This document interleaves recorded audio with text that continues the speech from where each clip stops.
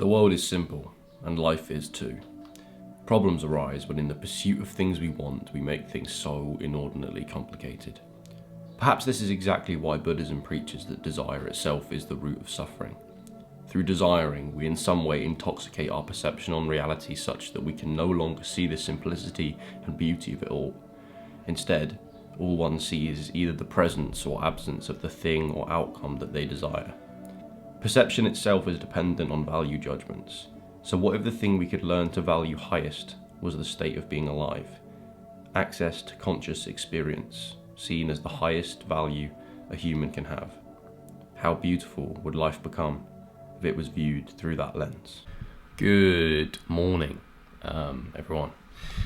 Today I want to talk to you about an idea that's been very, very prevalent on my mind since the beginning of 2025, and maybe it links into a new era of content that I'm going to be moving into.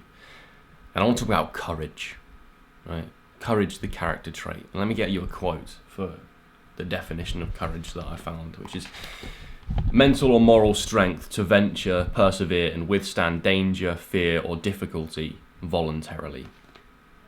Now, I've been thinking about courage mainly because I've been reading this book, which you may have heard of. It's called The Courage to be Disliked. It's by two, I think they're Japanese authors, and it was massively popular in Asia, but in the past year or so it's moved into sort of Europe and North America. And it's based on the philosophy of a guy called Adler. Now, Adler was part of the massive rise in psychoanalysis in the early 20th century. You've got Freud and Jung as the two very charismatic figureheads of that movement that people will probably know more about. But Adler was kind of like a third guy that had less personality, say, and his work was less more commonly received, I imagine. So he's a bit of an unsung hero from that perspective. But basically, it's all about his psychology, and it's put in the structure, in the format of a philosopher having a conversation with a very cynical, very skeptical youth. And the reason this is to do with courage is because Adlerian psychology can be summarized, as the philosopher states in the book, as the psychology of courage, right? Courage is the overarching theme behind all the solutions and theories that are outlined in this book. If you can be courageous, you can overcome all the problems and mental afflictions and obstacles that you face in life to essentially see the world and life as a simple, joyous journey, right? Where you can achieve a level of contentment and have a positive impact on yourselves and others and build good relationships and so on. And I think that reading and my overall reflection upon what I've been reading is really pointed out the power of courage. Courage, I think, is a character trait that unlocks the rest of your life. And I wrote about this in a post that you may or may not have seen. I said that courage may be the most effective way to approach life, because everything you want is on the other side of application of some form of courage, right? Confidence in a social environment, the absence of social anxiety is courage in another form. The ability to pursue meaningful work that actually resonates with you rather than sticking to the safe and secure path that society or your parents or the social world wants you to conform to. Pursuing what actually feels meaningful to you, despite the fact it's risky, that requires courage. Pushing yourself to grow, leaving the comfort zone, whether that's in a skill, in a hobby, whatever, right, requires courage. Sticking to the plan, sticking to the good habits you set for yourself requires courage. Waking up in the morning proactively, taking on the chaotic potential of the day rather than staying in your bed and scrolling, that takes a level of courage, right? Asking that person out that you find attractive, that takes courage. Building a new relationship with a stranger takes courage. And you know what? Maybe even a more mystical and unscientific one, but I think it takes courage to be grateful to be alive, because there is inevitable doses of suffering and evil and misfortune in our lives. Even if we live in the Western world we have now, where there is so much comfort and privilege, right? We're going to face pain. We're going to face emotional conflict. To be grateful to be alive in spite of all that difficulty takes courage. To smile in the face of the difficulty of life is a courageous act.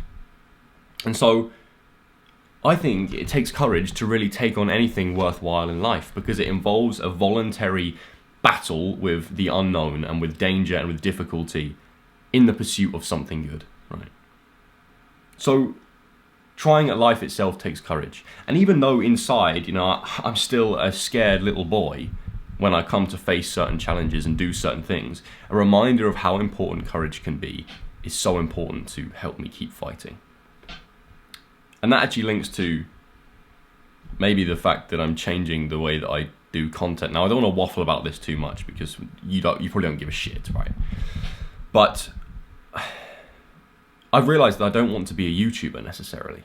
I thought I did. When I started this channel 3 years ago now, what I thought I wanted was to grow an audience, right? And the primary reason for that is because I wanted to be an author or a speaker. I wanted to make a life, not just a living, make a life out of contemplating and articulating on complex ideas where psychology, philosophy, spirituality, religion, where all those things overlap, right? And I thought the road to be that guy and get to that life was to make YouTube videos, grow a following, and then get opportunities to do that, to speak and to write.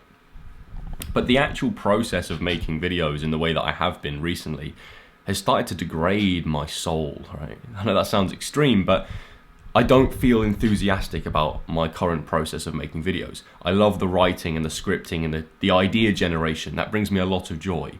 But the having to read from a script verbatim in front of a camera and then add all the videography bits and film mundane bits of B-roll and try and think about how I can frame the title and thumbnail to catch your attention and keep you hooked, and making the intro and the narrative of the content, meaning that the viewer's constantly being rehooked and all that bullshit.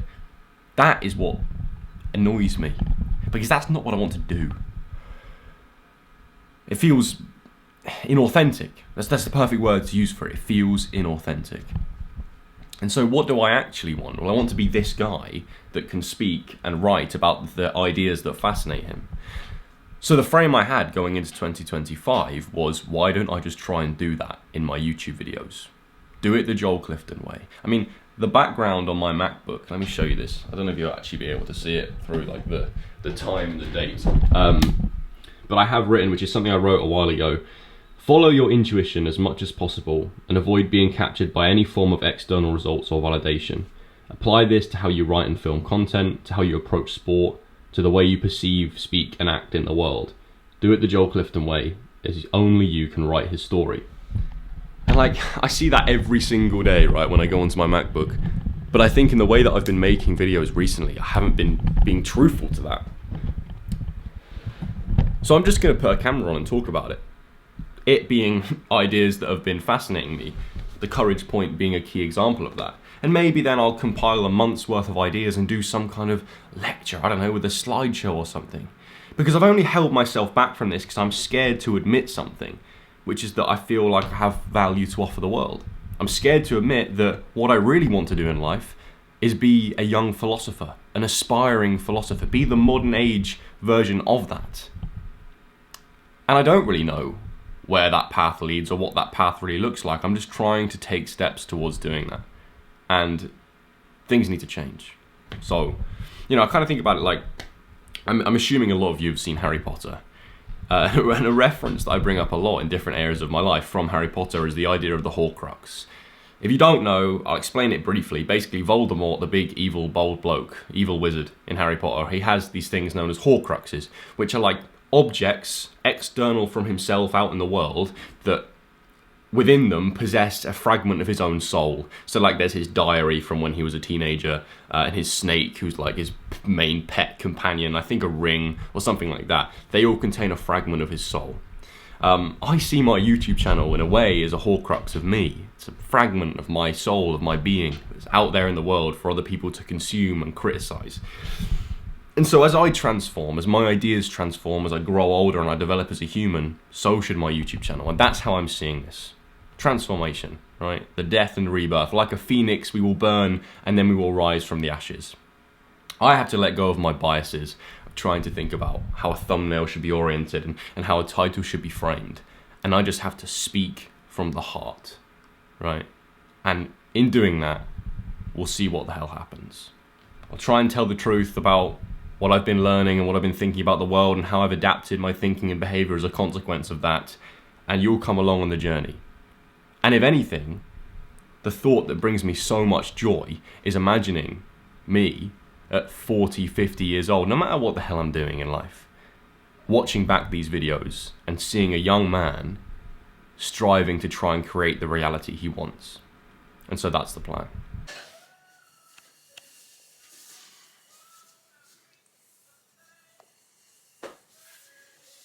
This song is powerful, man.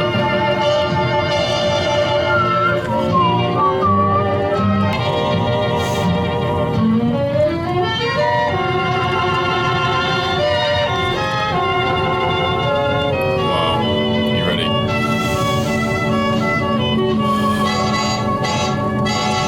Why do robins sing in December, long before the springtime is due?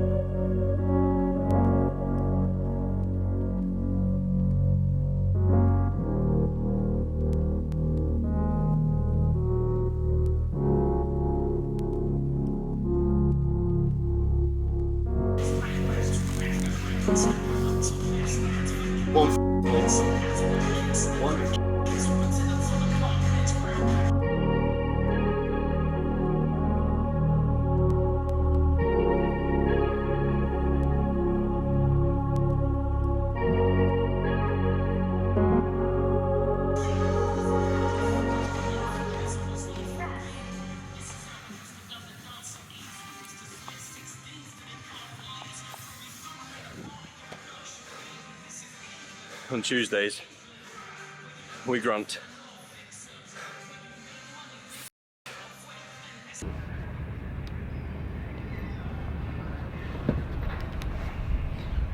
I tried to go to that library over there, and it was alright. I wouldn't say it's top 10 beautiful library locations in London. Maybe it is, I don't know.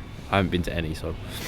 But then you're so rammed, you couldn't even get a seat. You couldn't even find somewhere to study, and people are like rammed into tiny little squares around the edge of a room.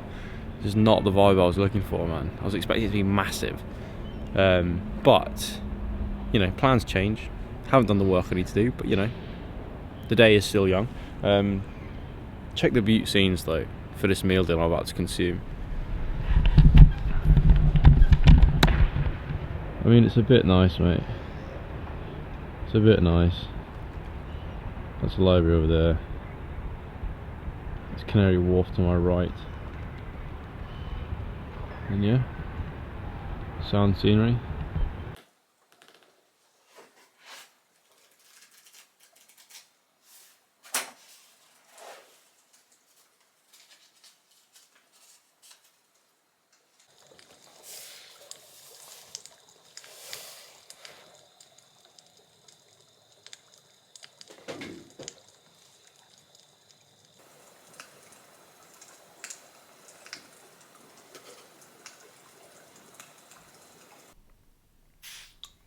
So we get a lot of comments on podcast clips on social media about the things that we talk about being yap, right? Bro has a degree in yapology, all that kind of stuff. And it's funny, it's humorous, right? I get it, I hear it. But then I kind of want to deconstruct that and go, why is that the opinion people have?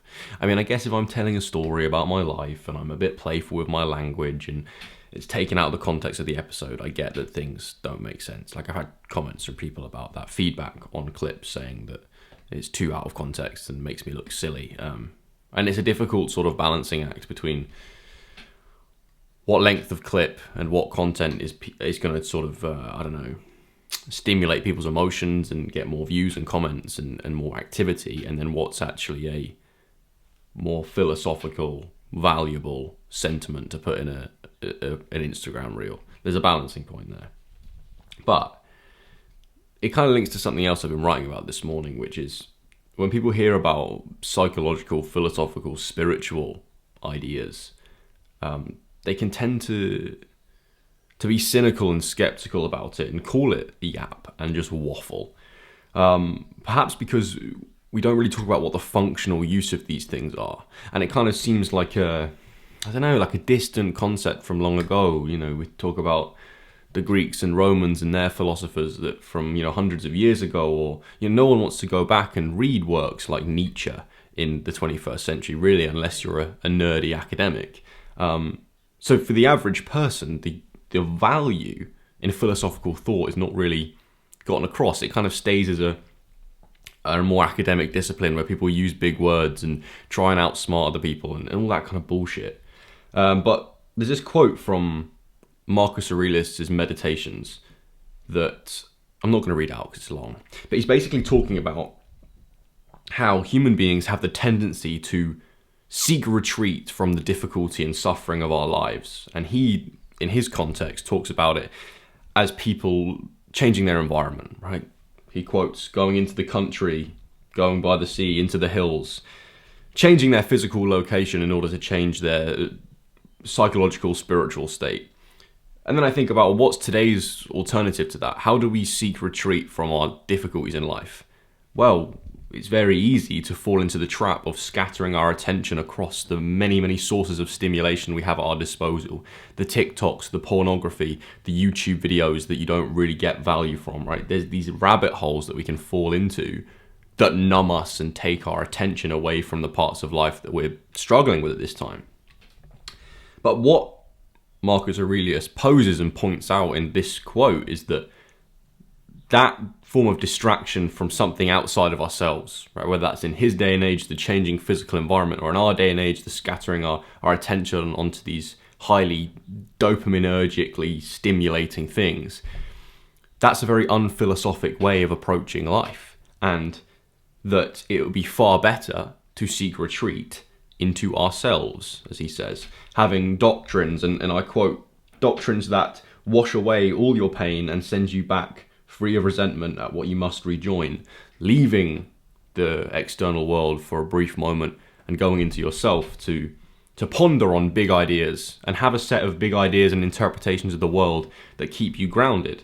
And so that made me think, well, what if the functional value, the utility of philosophy is to have a set of ideas and interpretations of the world that you can return to renew yourself and restore yourself when you're facing difficulty in life.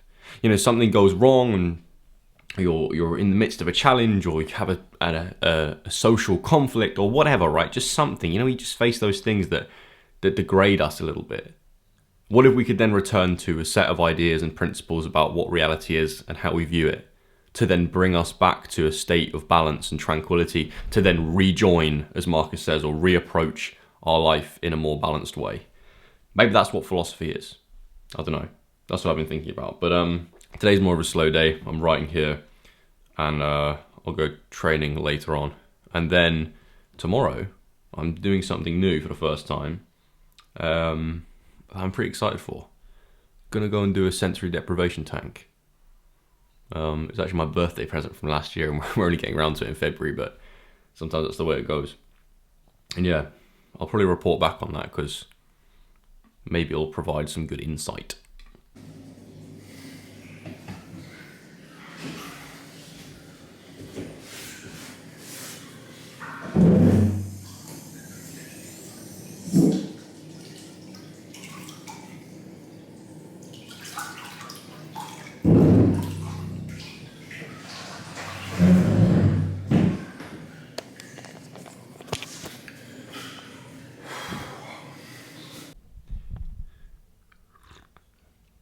Right, good morning.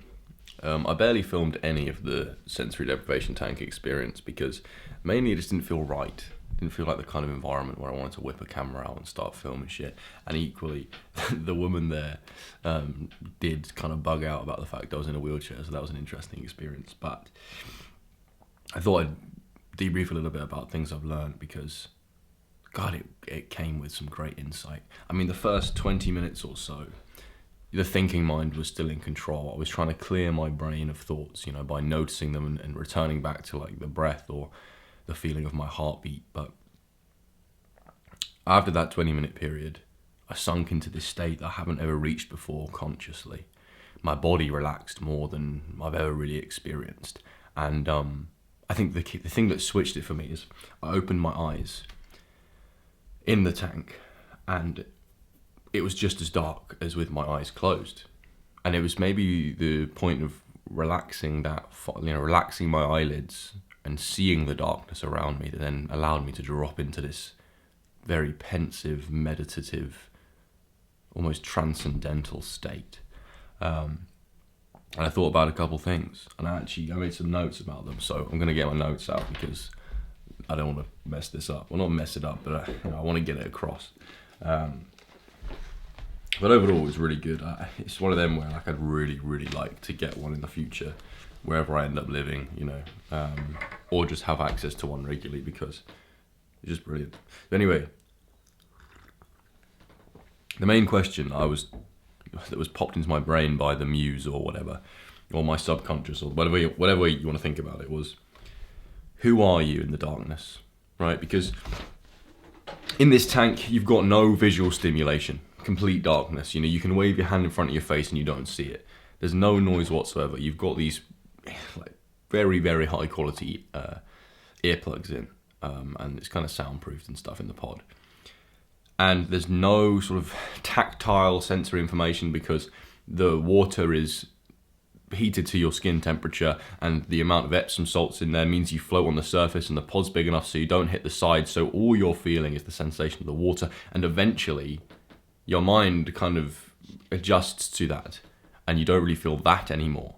And then that like I said, that question came up: who are you in the darkness? Without the stimulation, without all the things we do out in the material world, without the sources of cheap dopamine and things that are always trying to capture our attention, when they're gone, who the hell are you? When all you're left with is awareness, consciousness of your experience, the internal voice, the internal source of I want to say spirit, right? That spirit, who is that? Who are you there? And the conclusion I come to is that's not Joel Clifton. That's not the persona that I play out in the world. And it makes me think that so many people, this day and age, we don't want to look at who we are in the darkness. We don't want to go into the darkness. We always want to have our attention being dispersed across different sources of stimulation. We don't take time to stop and witness the silence inside the illusion of this all going on around us in the world. And so this thought process about who you are in the darkness led to this model of me that I came to in this sort of half an hour or so, which was, there are many sub-personalities that make up you. And I'm going to use me as obviously the model for this, like the sub-personalities of Joel, but this is the exact same thing for you because I am a human being and you are a human being. There is Joel the animal, right? Now, he is the center point of all the fundamental motivations and desires that I have. To eat when I'm hungry, to drink when I'm thirsty, to go to sleep when I'm tired and fatigued. He is the source of drives for ego status, social status in the social hierarchy, for sexual gratification, for safety and security from the elements outside in the world, right? He's kind of similar to the Freudian id, if you're aware of that theory. Sort of like the pleasure principle, the one that drives, have those fundamental drives and inclinations. Then there's another sub-personality called Joel the intellect. And Joel the intellect contains my knowledge and my thinking mind and my ego, right? And all the attachments that I have to my worldly accolades and the things that I think and say and do. The intellect is the one that is the source of the voice in the head, I guess. To me, that contains my drill sergeant, the guy that always wants me to be disciplined and ambitious and stick to the things I said I was going to do. And the intellect is the one that feels the dynamics of inferiority and superiority in the world. He's the one that feels whether he's up, above or below somebody, which is a double-edged sword of, neither options are good, because inferiority makes you feel like you're not worthy and not enough. And the superiority complex makes you feel like you're better than other people, and that's the antithesis of humility, which is one of the most important character traits we can develop. And then there's Joel, the awareness, right? Which is the eternal consciousness that exists beneath the animal and the intellect. The awareness is that which watches and observes the conflict between the intellect and the animal, sorry. It is the one that passively watches what's going on, doesn't feel like it needs to butt in, and that's why we can only connect with the awareness when we go into a state of stillness. And that's why in the darkness, who we are is just our awareness, our pure consciousness. And that fragment of pure consciousness and awareness is within all of us. It's just beneath so many layers of ego and stories that we tell ourselves and bullshit. But that fragment of consciousness and awareness, that is fundamental to the human being, and it's in all of us. And maybe that fragment within us is our own individual fragment of the one true consciousness, the oneness, the divine, God, whatever you want to call it, I don't know. Anyway, some extra points along this, right? The shadow, this is taken directly from Jung's work, obviously. The parts of yourself that you don't want to admit are there and don't want to address, they are sort of like they're aspects of the animal and the intellect. You know, my intellect's ego and inferiority complex and the drive to feel better than other people just to feel enough. Or the animal's drive for sort of sexual gratification and antisocial behavior, for anger, for deep fear, you know. And then there's the persona, which is the final point. And this is where the animal and the intellect feel threatened in a novel social environment. They will conglomerate some Frankenstein monster form of personality, of bits that it thinks the world wants me to be like. There's this fake Joel, this fake persona that I put out into the world. Not based on who I am or who I want to be, but based on who the intellect feels the world needs me to be in that situation. And it's fundamentally inauthentic. And it doesn't feel good to be that guy. But he serves a function to conform and not be a threat in that environment and fit in, right? And so this is kind of my model here. I don't know if you can see me drawing this. So you've got the animal, the intellect, the awareness is kind of the overarching bit, the shadow in between the animal and the intellect, and the persona that kind of sparks off the intellect here. But the final point that I've written here, which is very, very important, is that the optimal way of being is not to neglect or criticize any of these small aspects of ourselves, but to integrate them, right? To recognize that they're there and bring them into the things you do. So satisfying my animal, satisfying my intellect, and doing what I do through the perspective of my deep awareness. Integrating my shadow into the things I do. And when you integrate all of these, you know, the shadow, the animal, the intellect, the awareness, that's when there's no need for a persona, because you are who you are in every situation and environment that you enter into. And that's self-actualization. That process of integrating your sub-personalities into like this meta-personality, which is like the ideal Joel or the ideal you. And yeah, these were my realizations in the tank.